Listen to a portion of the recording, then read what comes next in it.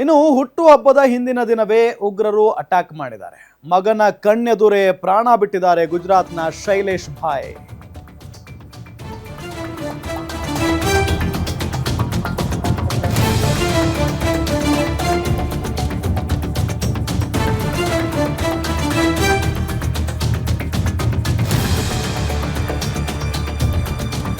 ಹುಟ್ಟುಹಬ್ಬಕ್ಕೆ ಕಾಯ್ತಾ ಇತ್ತು ಕುಟುಂಬ.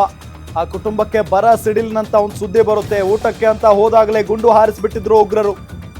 ಅಪ್ಪನಿಗೆ ಗುಂಡು ಹಾರಿಸಿ ಓಡಿ ಹೋದರು ಅಂತ ಹೇಳಿ ಮಗ ಹೇಳಿದೆ. ಪಾಪ ಉಗ್ರರ ಪೈಶಾಚಿಕ ಕೃತ್ಯವನ್ನ ಶೈಲೇಶ್ ಪುತ್ರ ವಿವರವಾಗಿ ಹೇಳಿದ.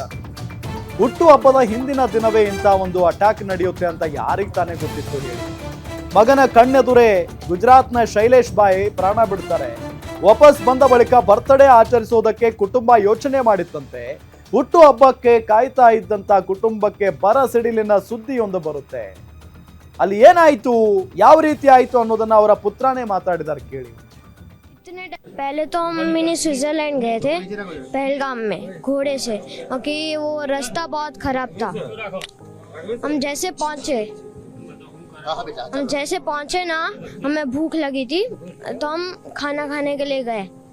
अचानक से वो कुछ गोलियों की आवाज़ आई. हम सब भागे. इतने टाइम में वो टेररिस्ट लोग हमारे सामने आ गए और वो बोले मुसलमान अलग हो जाओ और हिंदू अलग हो जाओ. और हिंदुओं को सारे गोली मार दी, जेंट्स को लोगों ने. और बाद में वो कहीं गायब हो गए और हम भाग के नीचे आ गए, उतर के पूरा पहाड़. मतलब वो एक दाढ़ी बहुत बड़ी थी, वो सर पर वो જોઈ લેજો બધાય રસ્તા મોટે જાય છે.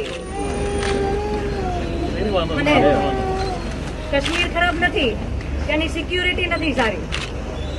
ઉપર મિની સ્વિટ્ઝરલેન્ડમાં એક ઓફિસર નહોતો, કોઈ જવાન નહોતું. જો ત્યાં કોઈ હોત ને તો આ ન થાત.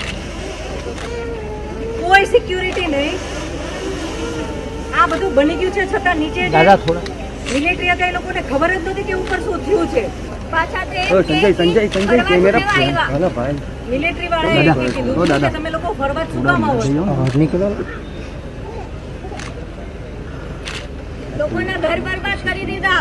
આતંકવાદી આટલી સામે આવીને ગોળી મારી દેશે તો આપણી સરકાર કરે છે શું? અમે ત્યાં ફરવા ગયા તો અમે જ્યાં જોઈએ ને મિલિટરી, તો અમને એમ કે સારામાં સારી જગ્યા